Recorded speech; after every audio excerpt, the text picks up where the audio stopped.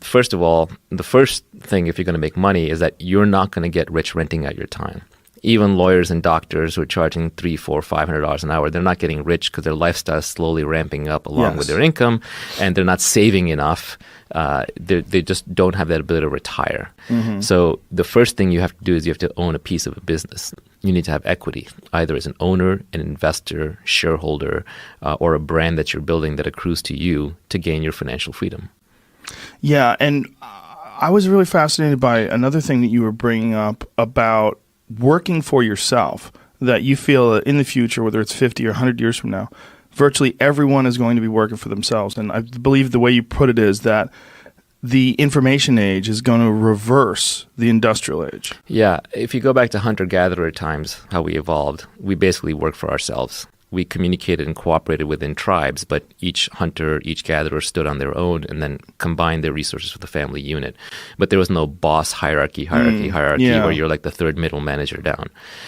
In the farming age, we became a little bit more hierarchical as we had to run farms, but even those were still mostly family farms. It's industrial work with factories that sort of created this model of thousands of people working together on one thing and having bosses and schedules and times to show up. The reality is if you have to go, I don't care how rich you are, I don't care whether you're like a top Wall Street banker, if you have to go, if somebody can tell you when to be at work and what to wear, and how to behave, you're not a free person. You're not actually rich. So we're in this model now where we think it's all about employment and jobs. And intrinsic in that is that I have to work for somebody else. But the information age is breaking that down. So Ronald Coase is an economist who has this Coase theorem, a very famous theorem, but it basically just talks about why is a company the size that it is? Why is a company one person instead of 10 people, instead of 100, instead of 1,000? And it has to do with the internal transaction costs versus the external transaction costs. Let's say I want to do something, let's say I'm building a house and I need someone to come in and provide the lumber. I'm a developer, right? Do I want that to be part of my company? Or do I want that to be an external provider? A lot of it just depends on how hard it is to do that transaction with someone externally versus internally. If it's too hard to keep doing the contract every time externally, I'll bring that in-house. If it's easy to do externally and it's a one-off kind of thing, I'd rather keep it out of the house. Well, information technology is making it easier and easier to do these transactions externally. It's becoming much easier to communicate with people. Gig economy, I can send you small amounts of money. I can hire you through an app. I can rate you afterwards. So we're seeing an atomization of the firm. We're seeing the optimal size of the firm shrinking. It's most obvious in Silicon Valley. Tons and tons of startups constantly coming up and shaving off little pieces of businesses from large companies and turning them into huge markets.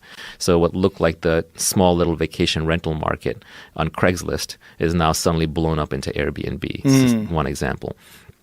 That's a great example. But what I think we're going to see is whether it's 10, 20, 50, 100 years from now, high quality work will be available. We're not talking about now driving an Uber. We're talking about super high quality work will be available in a gig fashion where you'll wake up in the morning, your phone will buzz, and you'll have 5 different jobs from people who have worked with you in the past or have been referred to you. It's kind of like how Hollywood already works a little bit with how they organize for a project.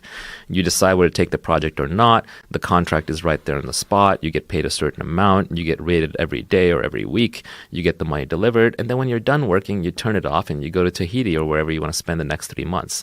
And I think the smart people have already started figuring out that the internet enables this, and they're starting to work more and more remotely on their own schedule, on their own time, on their own place, with their own friends, in their own way.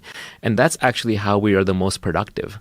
So the information revolution, by making it easier to communicate, connect, and cooperate, is allowing us to go back to working for ourselves. And that is my ultimate dream. Even when I run a company and I have employees, I always tell those people, hey, I'm going to help you start your company when you're ready, because I think that's the highest calling. Maybe not everybody will get there, but it would be fine if we were even working a 10-person company or a 20-person company is way better than working in a 1,000-person company or a 10,000-person company. So this idea that we're all factory-like cogs in a machine who are specialized and have to do things by rote memorization or instruction is going to go away, and we're going to go back to being small groups of creative bands of individuals setting out to do missions. And when those missions are done, we collect our money, we get rated, and then we rest and reassess until we're ready for the next sprint. Has there ever been a study done on happiness as it regards to the size of companies? Not that I'm aware, but to me it's obvious. It's just obvious. The smaller the company, the happier you're going to be, the more human your relations are, the less you have rules to operate under, the more flexible, the more creative, the more you be treated like a human just because you're able to do multiple things. Yeah. This brings